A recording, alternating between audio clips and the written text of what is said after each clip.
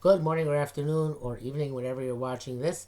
Yesterday we dwelt on the Roman relationship with the Jews in Eretz Israel as manifest in the Arch of Titus and in the Judea capital coinage. I'd like today to go back a little bit and start with some discussion of what was going on in the first century of the Common Era in terms of our own Jewish world. And later on, perhaps not today, I think tomorrow we'll get into how Christianity emerged from that world at that time. So going back to around the year 1, remember there is no year 0, of the Common Era, that we are looking at the end of the period of the Zugos, the period in which there was a Nasi and an Abbeis who both controlled the Sanhedrin together, with the Nasi being over the Abbeis, the Nasi being not part of the Sanhedrin really, but above them, and the Abbeis being the one who controlled the Sanhedrin. And the last two were Hillel and Shammai. The Nasi was Hillel and the Abbeis was Shammai. And it's important to understand that they functioned together. And please write that down, that the last of the Zugos was Hillel and Shammai, and that they functioned at the beginning of the beginning of the first century of the Common Era. They were also, as a result, basically the first of the Tanoim. Now we consider the Zugos not as separate from the Tanoim; they're part and parcel of the era of the Tanoim. But the era of the Tanoim itself is divided into two: the era of the Zugos and the era of which was after the Zugos, when there was the Abbeis no longer had the same importance and perhaps was not a separate position from the Nasi at that point any longer. I have a sefer here which I'm using called, some of you perhaps have it at home, Door, in which he claims that actually there was the end of the beginning of the era of Tanoim was in fact around the year 7 or 8 at the time of the Petir of Hillel Zakkai. I would not agree with that. But in any event, at that time, still the beginning of the first century, there was King Herod was still the king, and he was succeeded in quick succession by names which you do not have to remember. His 3 sons, Archelaus, Antipas, and Philippus. In the era of Tanoim, I should say Herod, this is the end of Herod's reign, was in the first century. The rebuilding of the Beis Hamikdash was before the beginning of the first century. They at that time of the era of Tanoim, the first generation of Tanoim were Talmidim by Beis Shammai and Beis Hillel. Again, assuming that I'm falling into that mindset which this book, the Door has, but the period of the students of Hillel and Shammai. And we know that the greatest of the students of Hillel was Rabbi Yochanan ben Uziel. Please write him down. And if you remember, I'm sure that his greatness was manifest in the Gemara and Sukkah and other places that said, Kol of haporeach miyan nisraf. Any bird which flew over his head was immediately burnt to a crisp. There's a famous old joke that the chassid, which is not so funny, otherwise I wouldn't know it, so I don't know any funny jokes, but the famous joke is that the chassid sees this Gemara and says, incredible the kedusha, which Uziel had, that the bird which flew over him was immediately burnt. The Misnagid sees the Gemara and wants to know if the bird belonged to another person. Is the Uziel have to pay according to the parameters of Choshen Mishpat, because he was mazik the bird by having it burning over his head? And the Yeker says, can we eat the bird? Very practical. So and we know that the junior of the Talmidim of Hillel was Rabbi Yochanan ben Zakkai, and Rabbi Yochanan ben Zakkai is perhaps the most critical period of the figure of the period, because Rabbi Yochanan ben Zakkai is the one. Please write him down. Rabbi Yochanan ben Zakkai is the one who went to Vespasian and said to Vespasian, and please write this down as well, that he said to Vespasian that you're going to be the king. And we saw in the film that Josephus claims something similar about himself, but in the Gemara it says that the Rabbi Yochanan ben Zakkai went to Vespasian and said, you're going to be the king, and he was given the 3 requests. It's an interesting story, which I'm sure many of you are familiar with. I'm just skipping to the request. the requests were. I won't skip. Write it down as well. Of course, Vespasian said, since you're so smart, why didn't you find a way to deliver the city into my hands? And he said, I tried, but I couldn't do it. And he gave a whole mashal, which you don't have to write down, about a snake around a earthenware vessel. But then Vespasian also said, well, the dispute of the mashal. And then, as you know, again, you don't have to write it down, that his foot expanded because Shmuel Tova to Dashen Etzem, and then the Zakkai said, bring a person you dislike in front of you, and then your foot, which expanded because of your happiness, will contract again. And then he granted him 3 requests. And the 3 requests which he granted him, which are what you should write down, are 1. A doctor to Rabbi Tzadok, Rabbi Tzadok, the Tana, would fasted for 40 years in order to try and prevent the destruction of Beis HaMikdash. 2, that the chain of the Nesiim, which commenced with Hillel and then proceeded to his descendants, should be absorbed and not rendered extinct by the Romans in their taking revenge. And 3, Yavne v'chachamel. Yavne v'chachamel, in other words, the town of Yavne, and a transplantation of the Chachamim to sustain the Torah into Yavne. Okay, so Yavne was, we think, a place near modern day Yavne, which is near the coast, but not on the coast, somewhat south west of Yerushalayim. So those are the 3 things which he requested, and they were granted to him. Again, the greatest of the Talmidim is Yermison ben Azio, and the junior of the Talmidim was Yochanan Zakkai.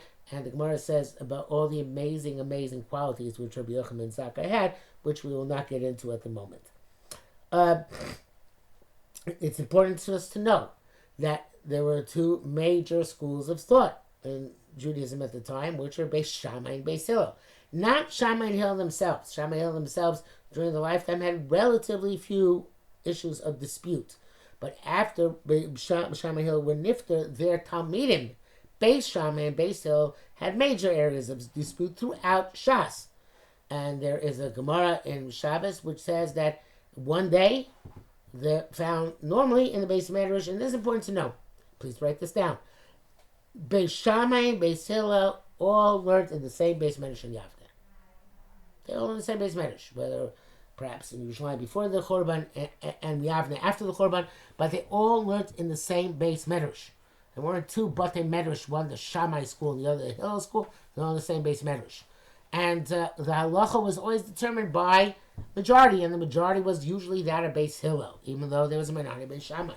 And one day, the Gemara says in Shabbos, please write this down, there was it came about that there was all of a sudden majority of Beis Shammai in the Beis Medrash, and they put armed guards outside the Beis Medrash.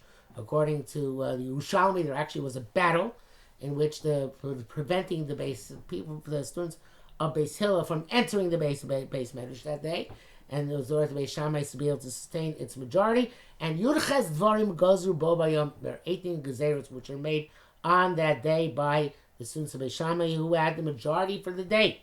And those gezerot remained, and mostly matters of Tum and Tara, listed at the end of the first paragraph of Shabbos, but those gezerot remained in effect because that day the majority was Beis Shammai's, and therefore they were able to win the day.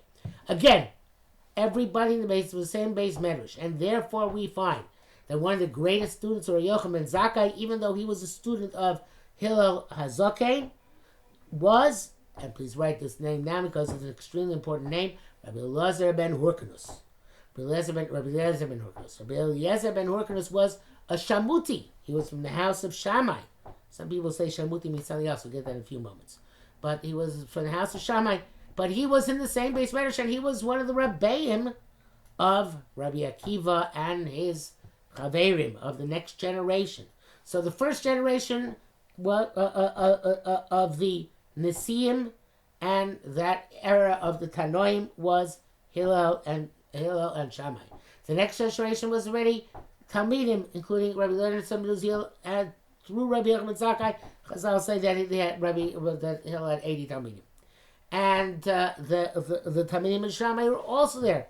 Chief among them and foremost among them being Rabbi Eliezer and Hurkenus, and they were all the Rabbeim of the next generation, which is Rabbi Akiva and his Chaverov, Rabbi Akiva and his associates. So the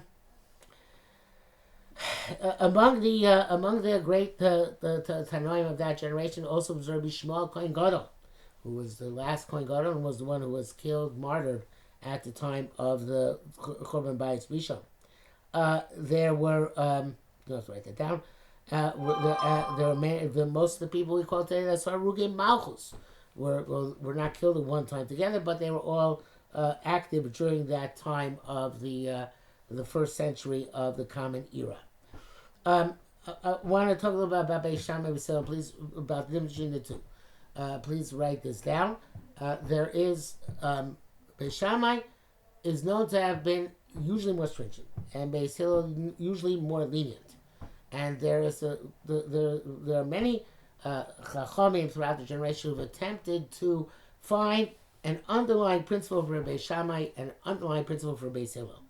And generally speaking, the school of Shammai, Beis Shammai, is associated with Shammai's character trait as he displayed in Masechus Shabbos when he dealt with other people, which is one of Gevura, one of strength. Again, write down Gevura, strength, and what we call today restraint.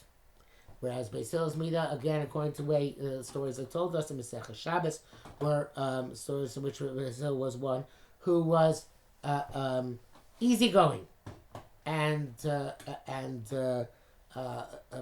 kind-hearted towards his fellow human beings. Now, that's an interesting idea, and that's, again, Chesed, Beis Hillel, Kivura, Shammai. It's interesting, not necessarily difference of opinion in Machlekes, but different perspectives between the Alter Rebbe, please write that down, the first Lubavitcher Rebbe, Alter, and the Alter Rebbe and Rabbi Salanter, the founder of the Mover movement, please write that down. So Rabbi Salanter, Salanter. The Alter Rebbe holds that Hillel and Shammai had their different approaches because of the different characteristics of their personalities as HaKadosh Baruch Hu embedded in their neshamas. And Hillel's neshama was one which is rooted in the midah and the characteristic of chesed, and Shammai's midah neshama was rooted in the midah of gevura. Rabbi Salanter has an interesting, again, alternative perspective, which may or may not be, may or may not be able to reconcile. In other words, make the two concepts come together. The Shammai's, the Rabbi Salanter said, Chas v'sholom, that you should think that Shammai and Hillel came to their perspectives and their attitudes because of their embedded character traits, the way HaKadosh Baruch Hu put within them, and they just went with the flow of their personalities and their emotional characters. No, each one made a conscious decision. They removed from themselves as best they could, and we assume since they're great people, they did it well. All their personal inclinations and emotional interests, and made judgment calls as to how to act towards the rest of humanity, and what derech to take in Torah and in paskening questions, shilos, and in learning, and that Shammai decided consciously that this is the derech he should adopt, and that Hillel decided consciously that this is the derech that he should adopt, and therefore, I'm not sure if Yisrael makes this connection. I don't remember if he does or not. But therefore, we find that in Pirkei Avos, it's Shammai who tells us, "Having mekabos kol adam b'sever panim yafos." You should receive everybody with a smile, with a nice face, and with a welcoming that person. Now, it's quite possible that when it says again the Gemara in Shabbos, where the three Gerim came to Shammai first, and he rejected them, and then they went to Hillel.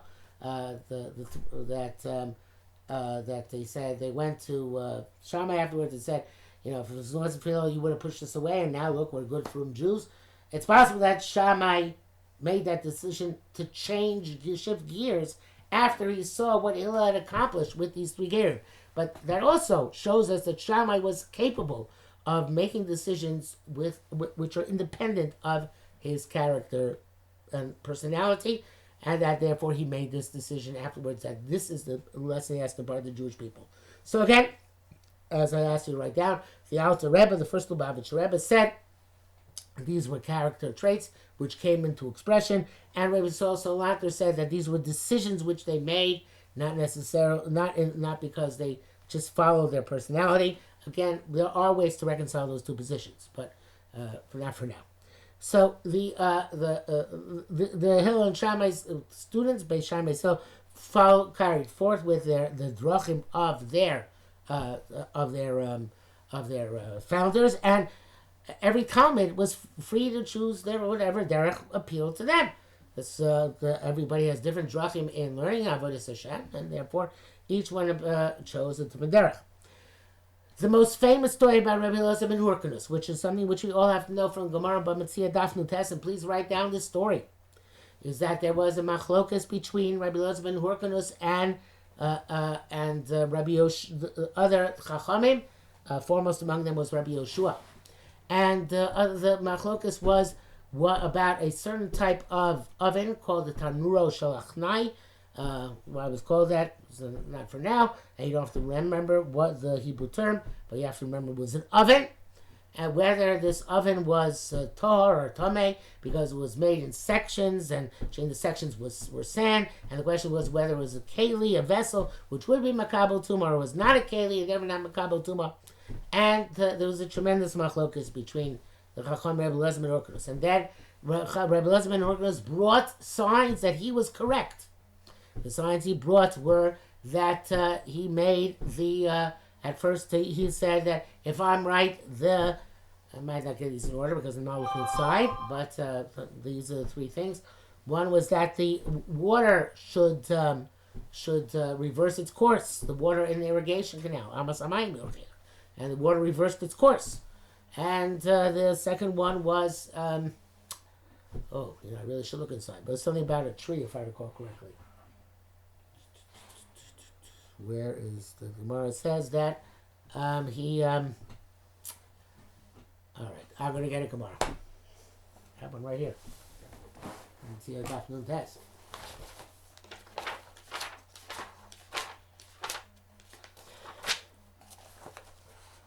And the first one was the Chorov. First one was the tree, the carob tree, that it should go 100 amos away from where it was standing, which is a significant amount of amos. So that was the first thing he said, and it moved 100 amos. And then he brought evidence from the water canal, which reversed course. And then he tried to bring a raya from the walls of the base medrash, which he said, if I'm right, they should fall down, and they started falling. That's the most interesting part of that the Gemara is that the Rabbi Yeshua said to the walls of the base medrash, if Talmidei Chachamim are arguing, why is it your business to get involved? And they didn't fall because of the honor of Rabbi Yeshua, and they did not remain straight because of the honor of Rabbi Eliezer. V'adayin matin v'oindin. And the walls of Beis Medrash are still on an angle today. There's obviously profound symbolism here, but we're not going to get into that right now. And finally, Rabbi Eliezer says in one of the most famous passages in all of Shas, which you have to write down and remember for the rest of your lives, is that he says, if I'm right, a bas kol should come out from Shamayim. A voice should come out from heaven and say that I'm right. And a voice came out from heaven and said that halacha Rabbi Eliezer, chol makom, halacha Rabbi Eliezer, and then the Rabbi Shua got up and said that you have Kodesh Baruch Hu, you have no right, or Shamayim, however you want to learn it, perhaps the base in Shemala, you have no right to intervene because lo b'Shamayim, the Torah was given to us on earth. And therefore, we make the determination. And you wrote in your Torah, Achrei Rabim Lahatos, you follow the majority. The majority is a post-Rabbi Eliezer, and therefore halacha is not like Rabbi Eliezer. And said that later on, one of the Tanoim found Eliyahu Navi and asked him what HaKadosh Baruch Hu said at that time in Shamayim. And Hashem said, according to Eliyahu Novi, Nitzchuni banai nitzchuni. My children have run over me. So, and Hashem was very happy about that. That's an extraordinary Gemara, which perhaps some later point you will learn in greater depth and understand how profound it is. If you want, you can contact me, and I'm happy to explain and elaborate further for those who are interested. I don't want to impose that on everybody. But at that point, Rabbi Eliezer was put in, Rabbi Eliezer was put into Cherem. He was put into Nidui, into excommunication. And in other words, people had to sit 4 amos away from him and limit their involvement with him. And this was created tremendous tragedies in Am Yisrael, including ultimately the death of Rabban Gamliel, was the Nasi, who was the brother-in-law of Rabbi Eliezer ben Hurkenus. But the point is that the larger point for our purpose, and this is the point I want you to write down as well, is that the Torah the Gemara tells us here that our religion is determined by the Chachamim, even so to speak, against HaKadosh Baruch Hu. Chazal have which stands for, if you didn't know this before that, please write this down as well. Chachamenu zichronom livracha, our sages of blessed memory, are the ones that determine for us what our religion is. This is very important because basically all the wars which are fought within Judaism from that point till the end of time, till this very day, have to do with the authority of Chazal. And the authority of Chazal was determined once and forever at that time in the in Yavne, in that machlekes between Rabbi Eliezer ben Hurkenus and the Chachamim of the time. It's important to know also that there was a Baskol which came out at a different time in Yavne, which determined halacha is like Beis Hillel. And until that point, that anybody wanted to do like Beis Shammai could do, and anybody wanted to do like Beis Hillel could do. Because we have a principle which I should also please write down, which is Elu ve'elu divrei Elokim Chaim. These and those are the living words of God. In other words, if you have a machlekes and halacha, and halacha has not yet been determined definitively, and by determined definitively means the Gemara has not said what the halacha is, or later sources such as the Rambam, Shulchan Aruch have not determined what the halacha is, you can follow whichever opinion you want. But once halacha is determined, you can only follow that halacha as it was determined and universally accepted. So until that point there was no universal statement that whether halacha is like Hillel, Beis Hillel, Beis Shammai. But then there came down this basko from Shammai, the voice which said in the Sanhedrin officially we paskin like Beis Hillel over Beis Shammai. So we're still studying Beis Shammai's ideas. They're still Torah, but the halacha went from that time like Beis Hillel. And one of the reasons Chazal give, which is interesting, is not because Beis Shammai, Beis Hillel were smarter, but rather because they were more humble. Write that down.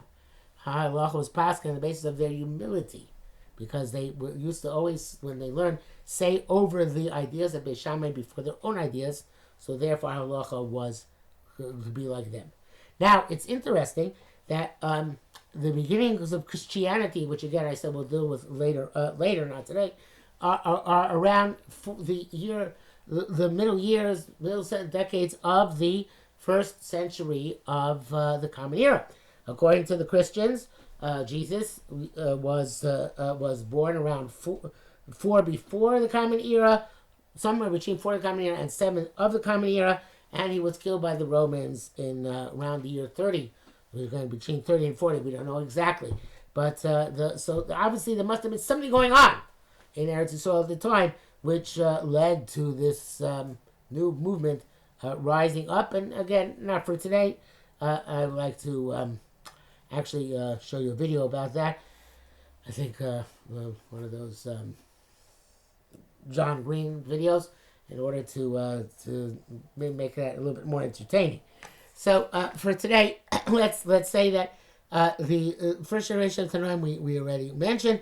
The second generation of Tanoim also was still in, after the Zugos, was also in the first century, and there was overlap, obviously, but they were basically the Talmidim of Hillel and the Talmidim of the Hillel, Talmidim of Hillel. So we're going to actually speak about so I guess if we have to put it specifically, if you regard Hillel as the first generation, again, this is kind of arbitrary, and I don't necessarily agree with it, but if you regard Hillel as the first generation of post-Zugos Amorai, even though he's actually the last of the Zugos, so in the second generation are his Talmidim, including Rabbi Yochanan and Zakkai, and as the foremost among them. And the next generation would be the Talmid Rabbi Yochanan and Zakkai. The foremost among them would be Rabbi Eliezer and Hurkenus, who is kind of like a figure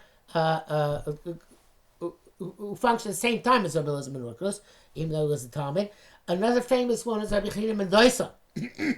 Dosa was one of the great miracle workers of Jewish history, and he was not in halacha. He did not leave us much of an impression, but we know Rabbi Chanina and Dosa. Please write down his name as the one who, when his daughter lit Shabbos candles, please write this down as well, from vinegar, he said, Misha amar lachemetz v'yidlok, yomar lashemen v'yidlok. He who told the oil to burn will tell the vinegar to burn, and the vinegar burned throughout Shabbos. And another time, when his wife was complaining about the poverty in which they lived, she, write down the story too, the famous table leg came down from Shammai. And then his wife said, you know what, send it back, because I saw the dream that our table's going to be wobbly, because that's a table leg of Olam Haba. And they took it back from Shammai. And the Gemara says that was a greater miracle, that it was taken back than it was given in the first place. Because from Shammai they give and they don't take back. And there was the famous miracle, that's what you write down. The third one, again, the first one was the one of the oil, the second one, the table leg. The third one was when there was a snake which was very, very dangerous and was biting people and killing them. And Dosa put his foot on the snake's hole, and those of you in Tafiyom are familiar with this, of course, and from Bachas, and the snake bit him and died, and Chazal said that woe to a person who encounters a snake, and Rabbi Chanina ben Dosa, woe to the snake which meets up with Rabbi Chanina ben Dosa.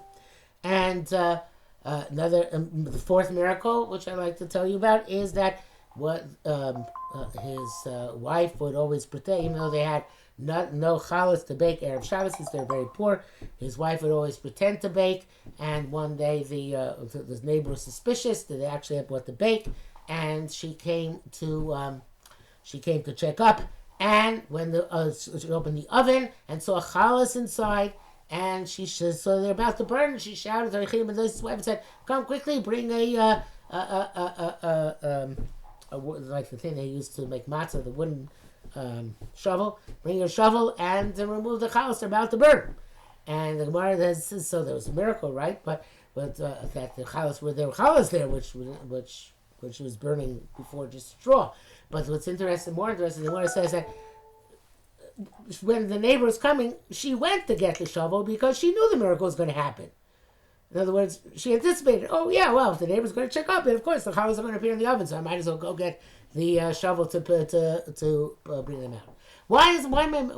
You might ask, why is this important to me to set the tone for this period? And that would be a very good question, which I will now answer, which is that the Chazon Ish says we have no real apikorsim in our day and age. I want you to write this down, it's important.